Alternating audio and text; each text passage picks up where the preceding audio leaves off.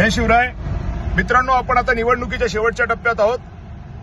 आपण निवडून येणार आहोत अशी परिस्थिती आहे आणि म्हणून पायाखालची वाळू समोरच्यांच्या घसरली आहे. मी तरुणांना सांगतो, मी निवडून आलो तर पहिली गोष्ट काय होणार आहे ती एमआयडीसी होणार आहे. तुम्हाला माहिती आहे, तुमची लाईफ ठिकाणावर येण्यासाठी हे सगळं चाललंय. अपक्ष निवडून आलो, सरकार लटकलं तर अपक्षांची गरज पडणार आणि एमआयडीसी होणार म्हणजे होणार.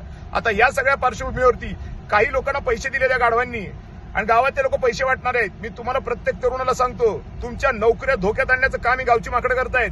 यांना गावात बांबू घाला यांच्यात, त्याला इलाज नाही. कारण हे स्वतःच्यासाठी तुमचं वाटोळं करायला निघालेत. गोरगरीब माणसाचं वाटोळं करायला निघालेत. गोरगरीब माणूस परेशान आहे. एजंटांपासून अनेक लफडी आहेत. या सगळ्या लफडीमध्ये आपल्याला पडायचं नाही नसेल तर आपल्याला निवडून यावं लागणार आहे. म्हणून ही माकडं जी घाण करायला निघाली आहेत यांना सटका. पोलीस बिलीस मी बघून घेईन, काही काळजी करू नका. केसेस झाले तर मी माझं वावर विकीन आणि तुम्हाला बाहेर काढीन. पण झालं यांना ठोका, कारण यांना ठोकलं नाही तर हे वाटोळं करतील.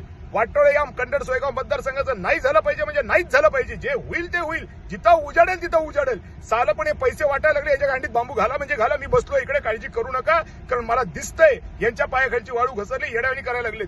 माणसं 15-15 हजार 20-20 हजारची पाकिटं चाललेली आहेत. आता यांना ठोकलं नाही तर आपली ठोकलं जाईल. त्यामुळे आता आपली अस्तित्वाची लढाई आहे, पोरांच्या भवितव्याची आहे, सर्वसामान्य माणसाची इज्जतीची आहे.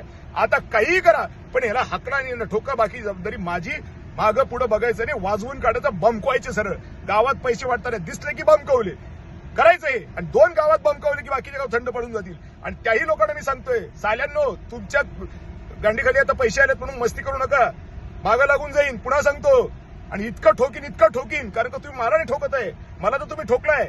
आता तुम्ही मतदारांना ठोकायला निघालाय. या कन्नड तालुक्याचं, सोयगाव तालुक्याचं भविष्य ठोकायला निघालाय. हे पैसे घेऊन चालू देणार नाही.